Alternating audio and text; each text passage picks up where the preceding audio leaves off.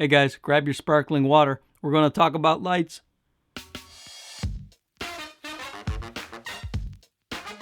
This is an RGB panel light, the Neewer 530 Pro, and I bought this with my own money, and by my own money I mean it was my birthday last week, and my wife said, why don't you just go on Amazon and order yourself something, but not something too expensive. So happy birthday to me. And that's what I got. Something that is not too expensive from Amazon. And I love it very much. This RGB, it's the Pro version, you see. And by Pro version, it means it's a little more color accurate and a little better output there. Now, what I'm going to use this for is to light up my background a little bit. But it's also extremely useful for many other applications, you know, especially with the RGB, any color of the rainbow you want to pick, you can make very interesting photographs, or you can do all those fancy B-rolls, you know, that all the YouTubers do, where they want to show a product. In fact, I should have done it with this thing, but I didn't have an RGB light this big to do this. If I had two of them, I could have done it, but I'm not going to do it. What am I, a commercial? Yeah, everybody on YouTube, they're making commercials for the products. I'm just going to tell you how I use it. I'm not going to do all that slow motion stuff. Why? Because I'm lazy, not because I have integrity.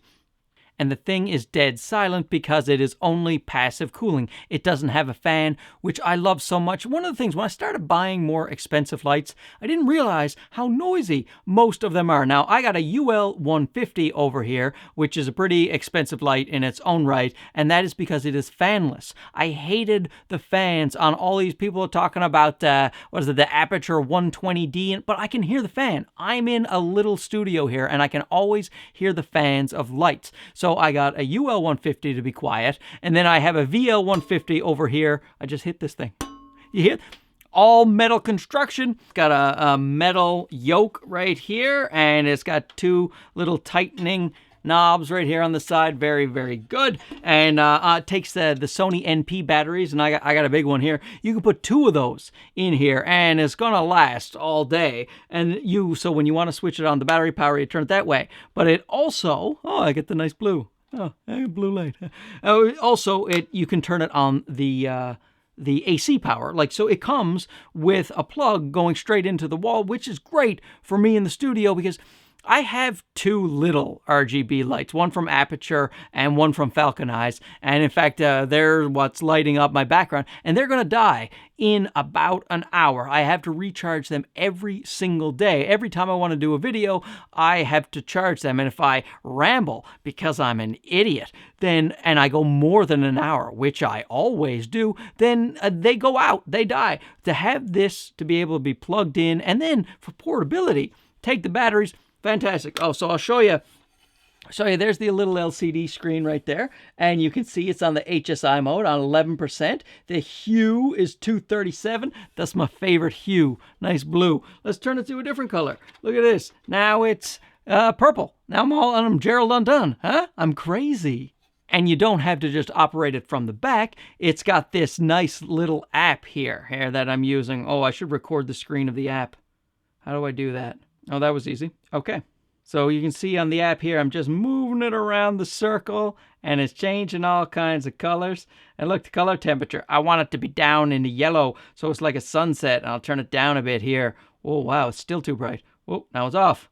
And now it's this. And you can set favorites. The favorite I've set is original blue. I told you, I like the blue. And then I set it also to the regular 5600.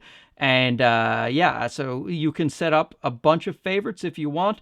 And you can do groups if you want to do, okay, I'll finish that sentence. You can do groups if you have several lights and you want to control them all at once. And then it has scenes. Now, viewer discretion, we're going to do the scenes, and there's going to be some flashing lights. If you're prone to seizures, then, what did I sound like Bill Cosby then? If you're prone to seizures, do not watch this. Okay, this one is lightning. Does it look like I'm in a lightning storm? What about paparazzi? This is something I'm actually used to as a local Canadian celebrity. This one is the police, which I'm also used to. And this one is fireworks. And this one is, what is that? Lightning again? Anyway, there's a bunch of them, and I'm never going to use them for anything at all other than what you just saw. What I'm going to use this for, like I said, is going to be a background light, and I love it for that purpose. I'm also going to buy a second one because I can't stop spending money, and I'm going to use it as a hair light just so I look a little more fantastic, a little more like the old Beyonce. Oh, and I opened this video, by the way, by saying, hey, guys, get your sparkling water. And why did I say that? Because only dudes watch my video. According to YouTube analytics, they're saying like 99.9% of the people who watch this are dudes. Come on, ladies. Seriously. This? You're not gonna watch this?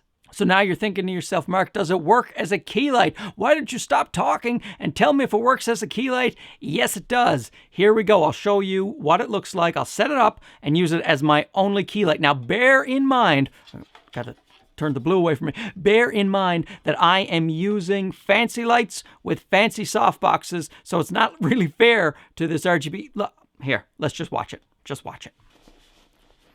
So there you have it. Now I'm being lit entirely by the Neewer light, and it is completely unfair too, because you'll see the light is harsher on the Neewer light. Of course it is on my fancy lights here, my Godox UL150 and my Godox VL150. When I have those shining on my pretty face, I use big softboxes. That way I'll look even nicer. This thing, it has a little diffusion panel, but it's, you know, it just does the... You can actually buy a Neewer diffusion box that will fit on this thing, that will give it a much softer light. I like to use this thing as background light and accent lights, or if I want to take some fancy photographs, then I can use all the different RGB functions. Just look at this. Let me show you something. I'll just put up some diffusion right now.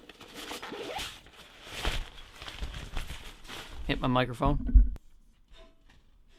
And look at that. Look how much softer that light is. I better turn up the power a little bit so that I can get back to what we used to have. Now, I had to turn the power up to 100% because I have this thick layer of diffusion in it here. But you can see how you could create a much softer light by just getting a little diffusion.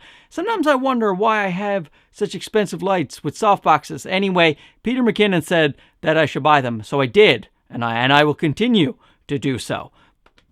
Woo! That's the thing, I just took down the diffusion. It still has its diffusion panel on it there. It's not the bare bulbs themselves. There's still a little bit of light going through, but as you can see, I mean, I'm on f2.8 here on my Sony full-frame camera, and this is obviously overkill. I go down to about 50% to get the proper exposure here, and you see how easy that is to control on the app.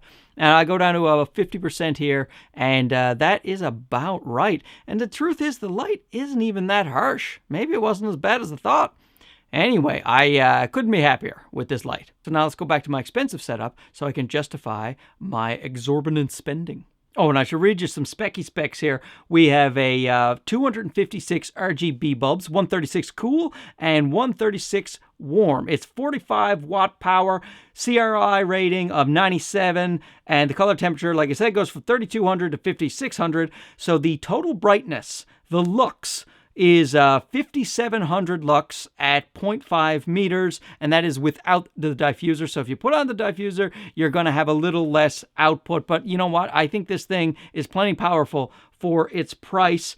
And in fact, I'll tell you the price. I got mine for $130 Canadian. That is like 65 cents US. $135 Canadian. It's basically about the same price as one of those Aperture MCs. Now, granted, you get the Aperture MC, it's portability, and it has totally separate functions. But this thing, you have a nice big light with barn doors, RGB, can't beat it, love it. And it comes with this nice little carrying case here that I will never use, but it's nice to know the whole light just fits in here, barn doors and all. It actually came assembled with the barn doors on it and the diffuser on it, right in this little bag, which was great because I was going to put those things on anyway. Thanks, Neewer. You saved me some trouble. It does not come with any kind of light stand, so you're going to want to get some kind of light stand. But those things are what, 20 bucks? And because it's only a couple of pounds, you don't need a heavy-duty light stand.